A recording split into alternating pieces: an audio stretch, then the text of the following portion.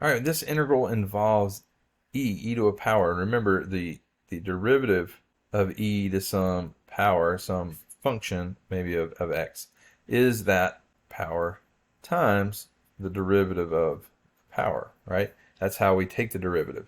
So when we're integrating, when we have e, the same thing's going to happen when we go back the other way. E to the power shows up in its derivative, so it shows up in its antiderivative as well. It's just this needs to be the derivative of what was inside, and that's 9 here. So we have something that's a little bit too big. So again, there's a couple ways you can do it. You just kind of think through it logically, like what had to be out there for when I chained on the 9, ended up at 27, so that kind of gives it away. But the other way would be, again, substitution.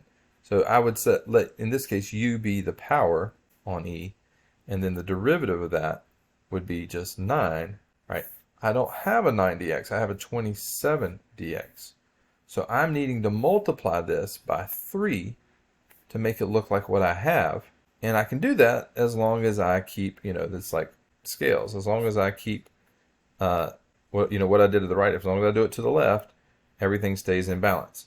So I just multiply the left side by 3, and so I have 3 du equals what I have. And now I can make the substitution. So this integral will now become, instead of 27e to the 9x, the 27 dx is 3 du, so I'll say 3, and then e to the 9x plus 2, e to the u, and then I'll tack on that du. So it's this is replacing the 27 dx. All right, and then the u is replacing the 9x plus 2. So that's my substitution. The integral of 3 to the 3e to the u is 3 plus c. And then again, I'm just back substituting that u out of there, back to 9x plus 2. So there is my